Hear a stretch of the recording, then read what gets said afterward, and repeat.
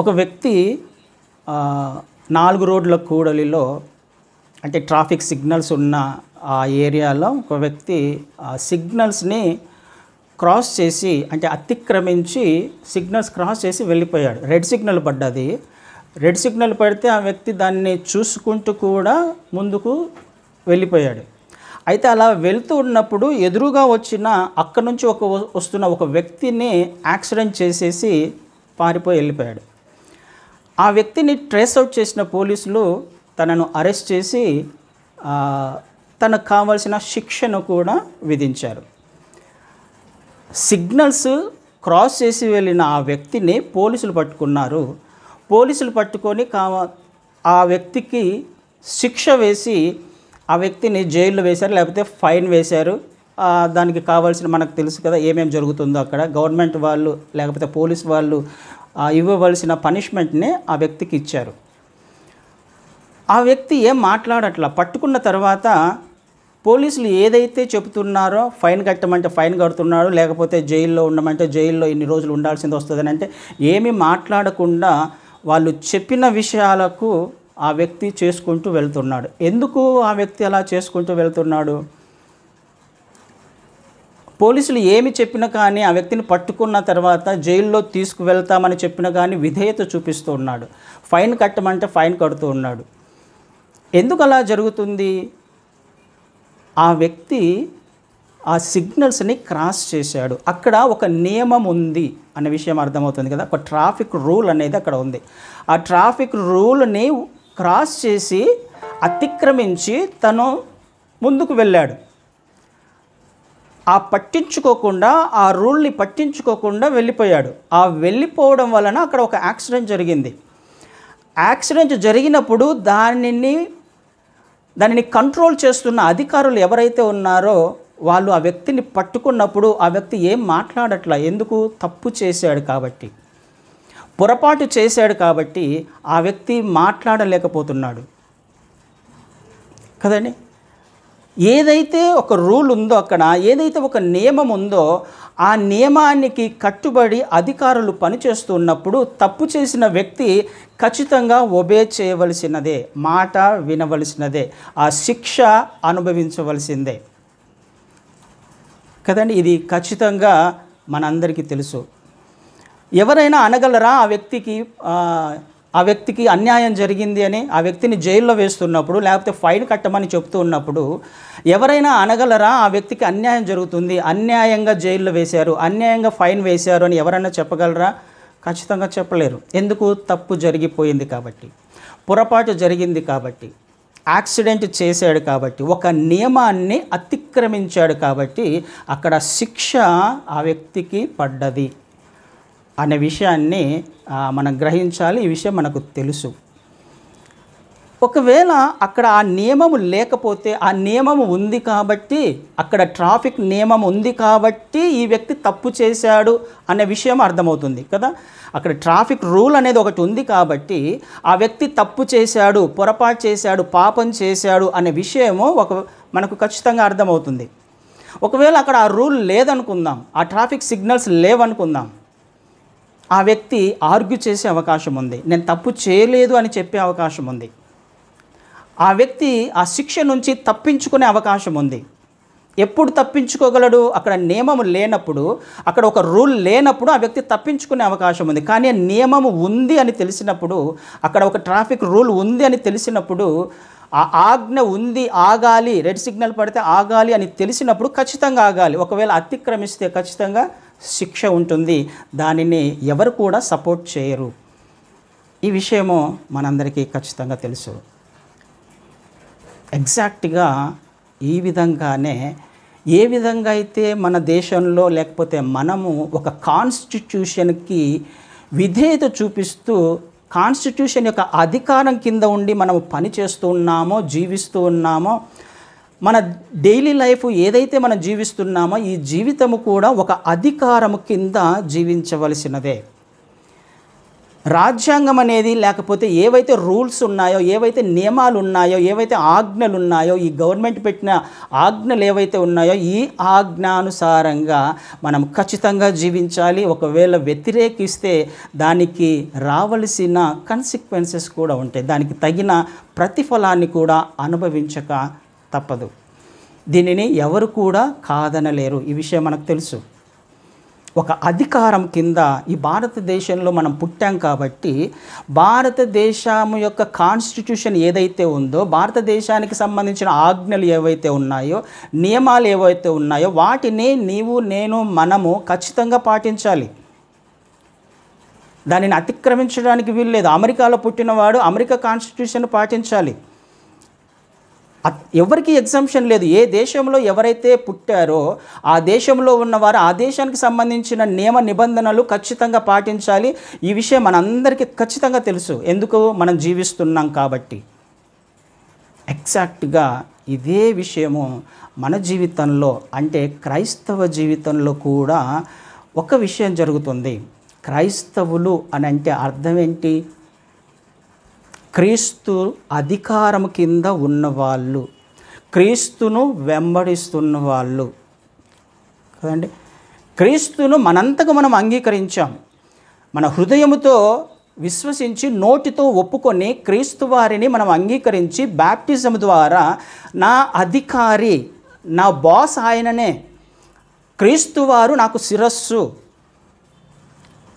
క్రీస్తు వారి అధికారం కింద నేను నివాసం చేయడానికి, జీవించడానికి, ఆయన ఆజ్ఞలు పాటించడానికి నేను తీర్మానం తీసుకున్నాను అని మనమందరం కూడా ఆయనను ఒప్పుకున్న వాళ్ళమే. మనకు కూడా అంటే క్రైస్తవులందరికీ కూడా ఒక కాన్స్టిట్యూషన్ ఉంది. మనందరికీ కూడా బైబిల్ అనే ఒక కాన్స్టిట్యూషన్ ఉంది, ఒక రాజ్యాంగం ఉంది, కొన్ని ఆజ్ఞలు ఉన్నాయి, ఒక పుస్తకం ఉంది. దేశానికి ఏ విధంగా అయితే ఒక పుస్తకం, ఒక నియమాలు ఉంటాయో క్రైస్తవులకు కూడా ఖచ్చితంగా ఒక నియమాలు ఉన్నాయి, కాన్స్టిట్యూషన్ ఉంది. ఒక అధికారం కింద మనం జీవిస్తున్నాము. క్రైస్తవ జీవితం అంటే క్రీస్తు యొక్క అధికారం కింద జీవించే వాళ్ళే, క్రీస్తును వెంబడిస్తానని తీర్మానం తీసుకున్న వాళ్ళని మాత్రమే క్రైస్తవులు అంటారు అనే విషయం మనకు తెలుసు కదండి. మనమందరం కూడా ఆయన అధికారం కింద ఉన్నాం. ఆయన అధికారం కింద ఉన్నాము అంటే అర్థం ఏమవుతుంది? నేను ఈ రాజ్యాంగం కింద ఉన్నాను అంటే అర్థం ఏంటి? నేను ఏదైనా పొరపాటు చేస్తే, తప్పు చేస్తే దానికి రావాల్సిన శిక్ష ఉంటుంది అని ఏదైతే మనం అనుకుంటున్నామో ఎగ్జాక్ట్గా నేను క్రీస్తు వారి అధికారం కింద జీవిస్తూ ఉన్నప్పుడు, ఆయనను వెంబడించే ప్రయత్నం చేస్తూ ఉన్నప్పుడు నా అంతకు నేను నిర్ణయం తీసుకున్నాను వెంబడిస్తానని కదా. బాప్టిజం అంటే ఏంటి? బలవంతంగా ఇచ్చేది కాదు. ఎవరంతకు వారము కూడా మనము క్రీస్తు వారిని సొంత రక్షకుడిగా అంగీకరించి ఆయన అధికారం కింద ఉన్నాము, ఆయనను వెంబడిస్తాను అని తీర్మానం తీసుకున్నాం. ఒకవేళ వెంబడించకపోతే, ఈ అధికారం కింద మనం లేకుండా ఏవైతే మనకు కాన్స్టిట్యూషన్గా బైబిల్ ఇవ్వబడిందో ఈ లేఖనాలను ఒకవేళ అతిక్రమించే ప్రయత్నం చేస్తే శిక్ష ఉండాలా, ఉండకూడదా? ఖచ్చితంగా ఉంటుంది కదా. మనకు తెలిసినా తెలియకపోయినా మన రాజ్యాంగం ఏదైతే ఉందో, మన అధికారి ఎవరైతే ఉన్నారో, ఎవరి క్రింద అయితే మన క్రైస్తవ జీవితం జీవించే ప్రయత్నం చేస్తున్నామో ఈ అధికారం కింద జీవిస్తున్నప్పుడు ఒకవేళ మనము ఏదైనా తప్పు చేసే ప్రయత్నం చేసినప్పుడు, పొరపాటు చేసే ప్రయత్నం చేసినప్పుడు దానికి రావాల్సిన కన్సిక్వెన్సెస్ ఉంటాయంటారా, ఉండవంటారా? అది సత్యమైనప్పుడు, భారత రాజ్యాంగం ప్రకారము ఫాలో అవ్వకపోతే నాకు శిక్ష ఉంటుంది అనేది సత్యమైనప్పుడు, నేను దేవుని అధికారం కింద పని చేయకపోతే నాకు కూడా శిక్ష ఉంటుంది కదా.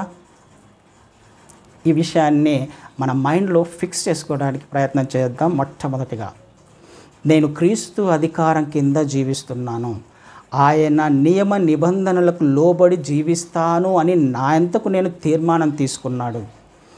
నేను ఆయనను ఒప్పుకున్నప్పుడు నేను జీవించకపోతే ఎలా కదండి. ఏదైతే నేను నమ్ముతున్నానో, ఏదైతే నేను విశ్వసిస్తున్నానో, క్రీస్తువారు నా రక్షకుడని నేను విశ్వసించినప్పుడు ఆయన విశ్వాసములో నేను ముందుకు కొనసాగాల వద్దా? ఖచ్చితంగా జీవించాలి. ఒకవేళ లేకపోతే మనకు తెలిసినా తెలియకపోయినా ఖచ్చితంగా దాని యొక్క కన్సిక్వెన్స్ ఏదైతే ప్రతిఫలం ఉంటుందో అది ఖచ్చితంగా ఉంటుంది. అయితే అది ఇప్పుడు కనిపించకపోవచ్చు. కదండి. ఇది ఇప్పుడు కనిపించకపోవచ్చు, కానీ ఏ విధంగా అయితే ఫిజికల్గా ఈ రాజ్యాంగం కింద అయితే ఇమ్మీడియట్గా రిజల్ట్ వస్తుంది, కానీ ఈ ఆత్మీయ జీవితాన్ని జీవిస్తూ ఉన్నప్పుడు దాని యొక్క కన్సిక్వెన్సెస్ ఖచ్చితంగా ఉంటాయి అనేది మైండ్లో పెట్టుకుందాం ఫస్ట్. దాని తర్వాత విషయాలు ఏం జరుగుతాయి అనేది ఒక్కొక్కటిగా నేర్చుకునే ప్రయత్నం చేద్దాం. అయితే ఇట్లా జరుగుతున్న ఈ పొరపాటు ద్వారా వచ్చే ఈ శిక్షను ఏ విధంగా తప్పించుకోవాలి, లేకపోతే శిక్షించబడకుండా మనం ఏం చేయాలి అని తెలుసుకోవాలంటే మొట్టమొదటిగా నాకేం అర్థం కావాలి? ఇది నిజము అయినప్పుడు, ఇది సత్యము అయినప్పుడు మొట్టమొదటిగా నేనేం తెలుసుకోవాలి? ఇప్పుడు ఈ రాజ్యాంగం గురించి నాకు క్లియర్గా ఒక అవగాహన ఉండాలి కదా. అంటే బైబిల్ గురించి, దేవుని మాట గురించి, దేవుని వాక్యం గురించి నాకు క్లియర్గా కొన్ని విషయాలన్నా, లేకపోతే ఆయన ఆజ్ఞలు బేసిక్గా క్రీస్తు వారు ఏం చెప్పడానికి ప్రయత్నం చేస్తున్నారు, ఎలా జీవించాలని ఆయన కోరుకుంటున్నాను, ఆయనను వెంబడిస్తాము అని తీర్మానం తీసుకున్న మనము ఏ విధంగా ఆయనను వెంబడించాలి అన్న విషయం నాకు అర్థం కావాలి అని అంటే నేను ఫాలో అవ్వాల్సింది బైబిల్ని కదండి. నేను అనుసరించాల్సిందే బైబిల్ని. అంటే నాకు బైబిల్ కొద్దిగా తెలియాలి, ఆ రూల్స్ నాకు తెలియాలి, ఆ ఆజ్ఞలు నాకు తెలియాలి. తెలిసినప్పుడు ఏవైతే శిక్షలు ఉందో, లేకపోతే ఏ కన్సిక్వెన్సెస్ ఏవైతే ఉన్నాయో, తప్పు చేసినప్పుడు లేకపోతే తప్పు చేయకుండా ఎలా జీవించాలి, తప్పు చేస్తే దానిని ఏ విధంగా దేవుని వద్దకు తీసుకువెళ్ళాలి, ఈ విషయాలన్నీ తెలుసుకోవడానికి మనం రాబోయే దినాలలో కొద్దిగా డీప్గా వెళ్ళడానికి ప్రయత్నం చేద్దాం. మొట్టమొదటగా మనం చేయాల్సిన పని, మనము అందరం కూడా క్రీస్తు వారి యొక్క అధికారం కింద ఉన్నాము అనే విషయము మనకు అర్థం కావాలి. ఆయన అధికారం కింద మనం జీవిస్తున్నాము అనే విషయం మనకు అర్థం కావాలి. మన కాన్స్టిట్యూషన్ బైబిల్ అనే విషయం మనకు అర్థం కావాలి. క్రైస్తవ జీవితం అనేది ఆత్మీయ జీవితం, ఫిజికల్ లైఫ్ కాదు, కనిపించేది కాదు, భౌతిక జీవితం కాదు. ఆత్మీయ జీవితము అంటే అర్థం ఏంటి? కాన్స్టిట్యూషన్ అయితే, ఈ రాజ్యాంగం అయితే ఇండియాలో ఒకవేళ మనం తప్పు చేస్తే అది మనకు ఫిజికల్గా కనిపిస్తుంది, కానీ క్రైస్తవ జీవితం అనేది, విశ్వాస జీవితం అనేది ఆత్మకు సంబంధించింది. అంటే మనం ఏ ఆలోచన చేసినా దేవునికి వ్యతిరేకంగా, ఏ క్రియ చేసినా హృదయం ద్వారా, ఆలోచనల ద్వారా, క్రియల ద్వారా, తలంపుల ద్వారా ఏ పనులు చేసినా ఆ రాజ్యాంగం కిందకే వస్తాయి అనే విషయం మనం ఆలోచన చేయాలి కదండి. ఆత్మీయ జీవితం అని అంటే క్రీస్తు వారు మన రక్షకుడు ఆత్మస్వరూపి కాబట్టి, దేవుడు ఆత్మస్వరూపి కాబట్టి ఆయన మన హృదయాన్నే చూస్తాడు, ఆత్మీయ జీవితాన్నే చూస్తాడు.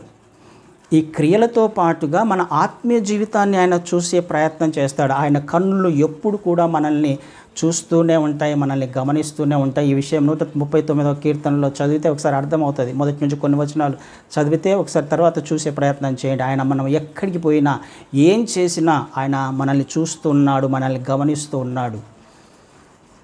మనం చేసే ప్రతి ఆలోచన ఆయనకు తెలుసు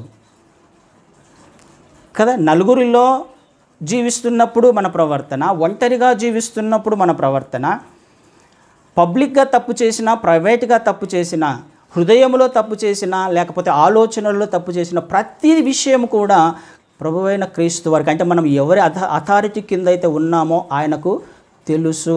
ఆయన ఖచ్చితంగా గమనిస్తున్నాడు, గ్రహిస్తున్నాడు. ఈ విషయం మనకు తెలిసినా తెలియకపోయినా జరుగుతున్న ప్రాసెస్ ఇది. అలాంటప్పుడు నేను చేయాల్సిన పని ఏంటి? నాకు అర్థం అవ్వాల్సిన విషయం ఏంటి?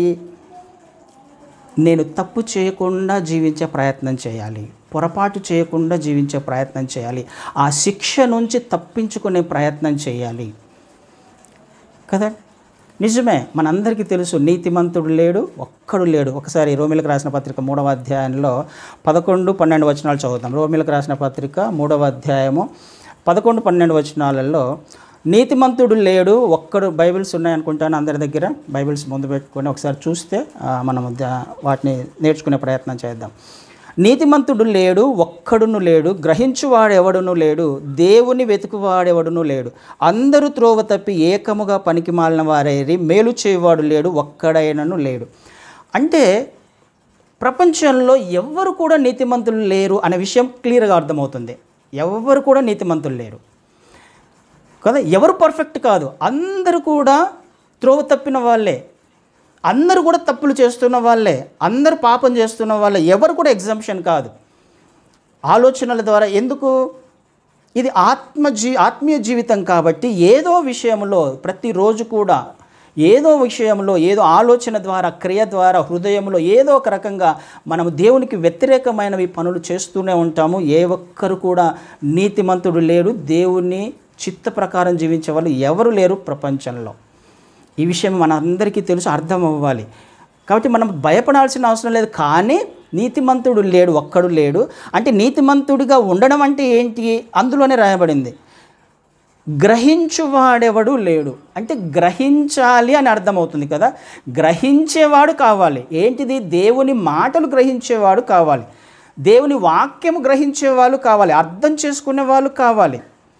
నీతిగా జీవించాలి అని అంటే గ్రహించువాడు లేడు. అంటే గ్రహించగలిగితే నీతిగా జీవించే ప్రయత్నం చేయొచ్చు, దేవుని వాక్యానుసారంగా జీవించే ప్రయత్నం చేయొచ్చు, ఆయన అథారిటీ కింద జీవించే ప్రయత్నం చేయొచ్చు, ఆయన వాక్యం ఏం సెలవిస్తుందో గ్రహించడానికి ప్రయత్నం చేయొచ్చు కదా. గ్రహించువాడు ఒక్కడు లేడు, వెతుకువాడు ఎవరు లేరు, దేవుణ్ణి వెతికేవారు లేరు. నీతిమంతునిగా జీవించకపోవడం, తప్పు చేస్తుండడం అంటే అర్థం ఏంటి, దేవుణ్ణి వెతకకపోవడమే కదా. వెతికేవారు లేరు, ఆయనను వెతికితే నీతిగా జీవించే ప్రయత్నం చేస్తున్నట్టు, ఆ శిక్ష నుంచి తప్పించుకునే ప్రయత్నం చేస్తున్నట్టు.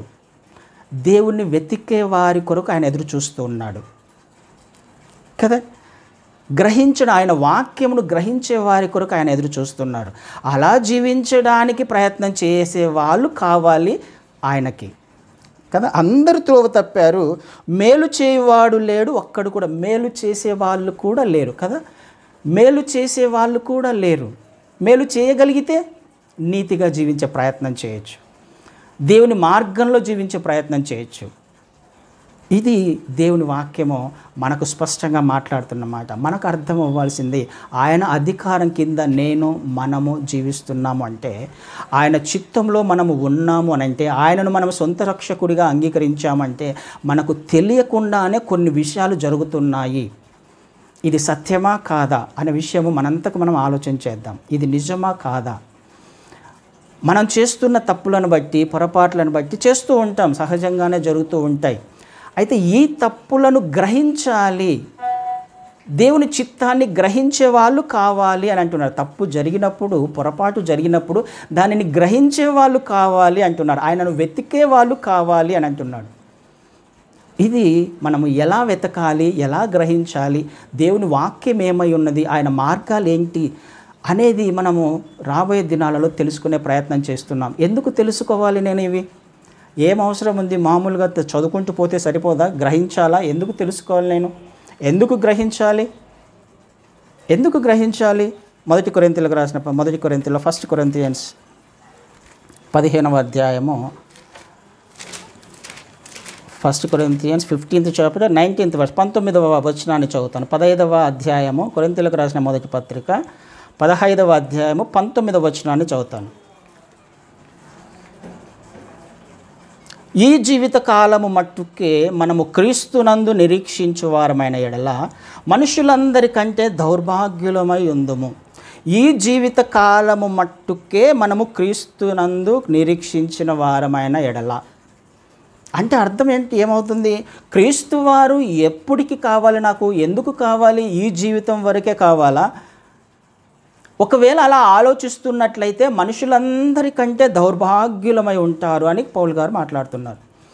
నాకు క్రీస్తు వారు ఈ జీవితం వరకే కావాలి అంటే, నాకు ఈ జీవితంలో నేను ఆయన అంగీకరిస్తే చాలు, ఆయన ఆశీర్వాదాలు పొందుకుంటే చాలు, ఆయన మేలులు పొందుకుంటే చాలు. కానే కాదు, దాని కొరకు కాదు అంగీకరించాల్సింది ఆయనను, దాని కొరకు కాదు నేను ఆయనను వెంబడిస్తానని తీర్మానం తీసుకొనింది. ఎందుకొరకు నేను క్రీస్తు వారిని వెంబడిస్తున్నాను? అసలు ఈ జీవిత కాలం వరకు మాత్రమే అయితే అసలు క్రీస్తు వారు రావాల్సిన అవసరమే లేదు ఈ లోకంలోకి కదండి. ఈ జీవితంలో మనకు కావాల్సిన అవసరతలు తీర్చడానికి అనేక మంది ఉన్నారు ఈ లోకంలో, అనేక పరిస్థితులు, అనేక రిసోర్సెస్ ఉన్నాయి మన అవసరతలు తీర్చడానికి. ఈ జీవిత కాలంలో ఉన్న అవసరతలు తీర్చాలి అని అనుకుంటే కానీ దేవుడు ఏమని మాట్లాడుతుంది, వాక్యం ఏమని మాట్లాడుతుంది, ఈ జీవితకాలం మట్టుకే కాదు అంటే అర్థం ఏంటి? ఈ జీవితకాలం మట్టుకే అయితే అంటే ఇంకొక జీవితం ఉంది అని అర్థం, అంతే కదా. ఈ జీవితకాలం మట్టుకే నేను నిరీక్షిస్తుంటే, ఈ జీవితకాలం మట్టుకే క్రీస్తు వారి యందు నేను విశ్వాసం ఉంచితే అంతకంటే దౌర్భాగ్యులు ఎవరు ఉండరు అని అంటున్నాడు. అంటే ఇంకొక జీవితం ఉంది అనేగా అర్థం. ఇంకొక జీవితం ఉంది. ఇది కేవలం మనకు ఆ పేతురు రాసిన మొదటి పత్రికలో కూడా చూస్తాం కదా, 2:11లో ఏమని రాయబడింది అక్కడ? మనము యాత్రికులము పరదేశులము అని రాయబడింది. ఈ లోకంలోకి మనం టెంపరీగా యాత్ర చేయడానికి వచ్చాం, పర్మనెంట్గా ఇక్కడ ఉండిపోవడానికి రాలా మనం కదా. యాత్రికులము పరదేశులము అని స్పష్టంగా రాయి. పరదేశులు అంటే పరాయి దేశానికి సంబంధించిన వాళ్ళు, యాత్రికులు అంటే యాత్ర చేయడానికి వచ్చిన వాళ్ళం. యాత్ర చేయడానికి వచ్చిన వాళ్ళు ఏం చేస్తారు? ఒక ప్రదేశానికి విజిటింగ్కి వెళ్తాం, వెళ్ళిన తర్వాత ఏం చేస్తాం? అక్కడే ఉండిపోతామా? అక్కడే ఉండము. అక్కడ చూడవలసిన ప్రాంతాలన్నీ చూసి మళ్ళీ తిరిగి సొంత ఇంటికి రావాలి. యాత్రికులు అంటే అదే. మన దేశం అది కాదు, మన ప్రాంతం అది కాదు, మన సొంత ఇల్లు అనేది ఒకటి ఉంది. ఆ సొంత ఇంటికి తిరిగి రావాలి కదా. ఎందుకు నేను తెలుసుకోవాలి? వాక్యం గురించి ఎందుకు తెలుసుకోవాలి? క్రీస్తు వారి అధికారం కింద నేను ఎందుకు జీవించాలి, ఎందుకు పని చేయాలి అని అంటే ఇంకొక జీవితం అనేది మనకు ఉంది కాబట్టి, అది నిత్యత్వము కదా. ఇంకొక జీవితము 2 రకాలుగా ఉంటుంది. ఇంకొక జీవితంలో 2 మార్గాలు ఉన్నాయి. ఒకటి పరలోకం అయితే ఇంకొకటి నరకం అనే విషయం కూడా మనకు తెలుసు. ఇంకొక జీవితంలోకి నేను వెళ్ళాలి. ఇంకొక జీవితంలోకి వెళ్ళాలి అని అంటే నేను ఏ విధంగా వెళ్తాను? ఈ అధికారం కింద నేను సరిగా జీవిస్తున్నప్పుడే కదా ఇంకొక జీవితంలో నిత్యత్వంలో ఆయనతో పాటుగా నివాసం చేయగలను. ఈ విషయాలు మనకు తెలియనివి ఏం కాదు, కానీ మరొకసారి జ్ఞాపకం చేసుకునే ప్రయత్నం చేద్దాం. ఇంకొక జీవితం అనేది క్రైస్తవులకు ఉంది, విశ్వసిస్తున్నాము మనము. మన నిరీక్షణ పరలోకమే. మన నిరీక్షణ యుగయుగములు క్రీస్తు వారితో ఉండడానికే. ఆ జీవితంలోకి నేను ప్రవేశించాలి అని అంటే క్రీస్తు వారు ఎందుకో ఈ లోకంలోకి మొదటిసారిగా వచ్చారు, మనం ఉన్నప్పుడు ఈ లోకంలోకి వచ్చారు. ఎందుకు వచ్చారో విషయాన్ని నేను తెలుసుకోవాలి కదా. నేను అక్కడికి వెళ్ళాలి అని అంటే నా అంతకు నేను వెళ్ళలేను. అందుకే అని అంటాడు, నేనే మార్గము సత్యము జీవము. ఇంకొక జీవితంలోకి వెళ్ళాలి అని అంటే ఆ మార్గము నాకు తెలిసి ఉండాలి కదా. ఆ మార్గం తెలిసి ఉంటేనే నేను అక్కడికి వెళ్ళగలను. తెలియచెప్పేవారెవరు? అందుకనే నేను క్రీస్తు వారి గురించి ఎక్కువగా తెలుసుకోవాలి, వాక్యం గురించి ఎక్కువగా తెలుసుకోవాలి. ఇది మనం రాబోయే దినాలలో చేయబోతున్నాం. ఎక్కువగా వాక్యంను ధ్యానం చేసుకోవడానికి ప్రయత్నం చేయబోతున్నాం. ఎందుకు?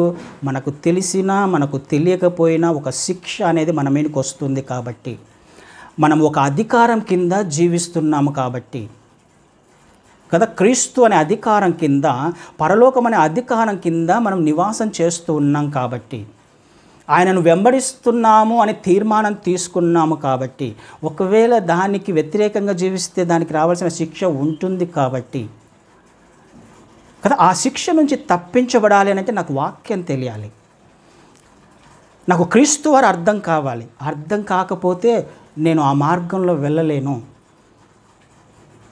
కదా.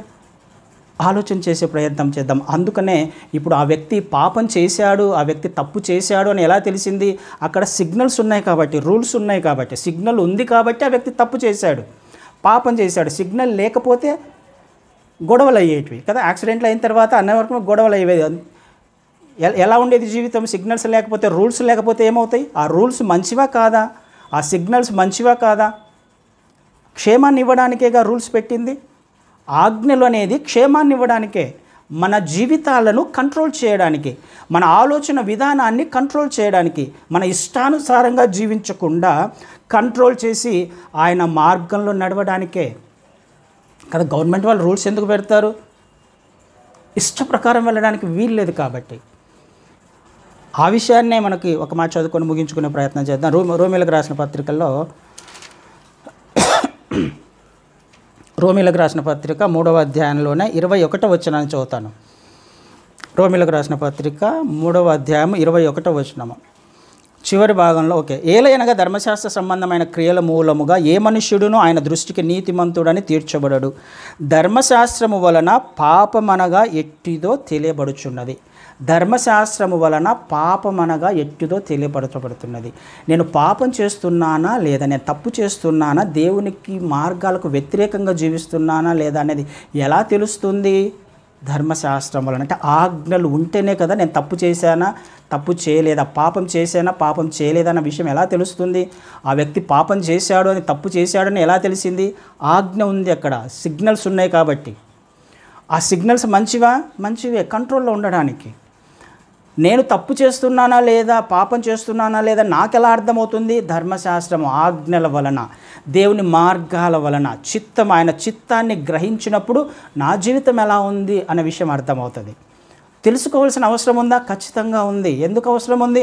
ఇంకొక జీవితం అనేది ఒకటి ఉంది కాబట్టి. ఈ జీవిత కాలం వరకు మాత్రమే కాదు నేను క్రీస్తు వారిని అంగీకరించాను కాబట్టి, ఇంకొక జీవితంలోకి నేను వెళ్ళాలి కాబట్టి, ఆ జీవితంలోకి వెళ్ళాలి అని అంటే నేను ఇక్కడ నివాసం చేయవలసిన అవసరము ఖచ్చితంగా ఉంది. ఎలా? నీతిమంతులుగా జీవించడానికి ప్రయత్నం చేయాలి. ఆయన మార్గంలో నడుస్తూ, సరిచేయబడుతూ ఆయన మార్గంలో ముందుకు వెళ్ళే ప్రయత్నం చేయాలి. అయితే వెళ్ళాలి అని అంటే మొట్టమొదటిగా నాకు ఆయన వాక్యము తెలియాలి, ఆయన మార్గాలు తెలియాలి, ఆయన చిత్తము తెలియాలి. ఈ విషయాన్ని తెలుసుకున్నప్పుడు నన్ను నేను సరిచేసుకుంటూ వెళ్తున్నప్పుడు పరలోక రాజ్యానికి వెళ్ళే అవకాశము ఖచ్చితంగా ఉంది. బైబిల్ అనేది కేవలం జ్ఞానం సంపాదించడానికి మాత్రం కాదండి. అది బైబిల్లో నిజమే జ్ఞానం అంతా ఉంది, కానీ జ్ఞానం సంపాదించిన తర్వాత ఏం చేయాలి? కేవలము అకాడమిక్ బుక్స్ మాదిరి చదువుకోవడానికి ఆ బైబిల్లో కానే కాదు. ట్రాన్స్ఫర్మేషన్ ఆఫ్ లైఫ్స్ కదా, ట్రాన్స్ఫార్మ్ అవ్వడానికి, జీవితాలు మార్చబడడానికి. జీవితము మార్చబడాలి. అలా మార్చబడుతున్న జీవితాలను మాత్రమే ఆయన అంగీకరిస్తాడు. అలాంటి వాళ్ళము మాత్రమే నెక్స్ట్ లెవెల్లోకి వెళ్ళే, నెక్స్ట్ జీవితంలోకి, లైఫ్లోకి వెళ్ళే అవకాశం ఉంది కదా. ఈ జీవితం కాదు, కానీ ఇంకొక జీవితంలోకి నేను వెళ్ళాలి అని అంటే నేను ట్రాన్స్ఫార్మ్ అవ్వాలి. బైబిల్ చేసే పని అదే. పరిశుద్ధాత్మ దేవుడు మనకేం చేస్తాడు, ఏం నేర్పిస్తాడు? వాక్యం మనల్ని ఏం చేస్తుంది అని అంటే సరైన మార్గంలో నడిపిస్తుంది. మన జీవిత విధానము మారుస్తుంది, ఆలోచన విధానము మారుస్తుంది, ప్రవర్తన మారుస్తుంది. ఇది మాత్రమే ఆయనకు అంగీకారం కదా. దానిని మాత్రమే ఆయన అంగీకరిస్తాడు, యాక్సెప్ట్ చేస్తాడు. ఎందుకు? ఆయన అధికారం కింద ఉన్నాం కాబట్టి ఆయన యాక్సెప్ట్ చేయాలి మనల్ని, ఆయన మనల్ని అంగీకరించాలి.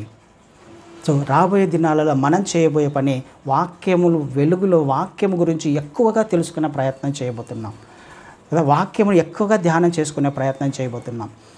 వాక్యపు వెలుగులో మనం ఎక్కడ ఉన్నామో ఎందుకు ఖచ్చితంగా పరీక్షించుకోవాలి. ఎందుకు? అక్కడికి వెళ్ళాలి కాబట్టి, నెక్స్ట్ లైఫ్లోకి నేను వెళ్ళాలి కాబట్టి. ఇది మాత్రమే జీవితం కాదు కాబట్టి, నెక్స్ట్ జీవితంలోకి నేను వెళ్ళాలి అని అంటే ఇక్కడ జీవించవలసిన అవసరము ఖచ్చితంగా ఉంది. దానిని మనము నేర్చుకునే ప్రయత్నం చేద్దాం రాబోయే దినాలలో. ఆమెన్.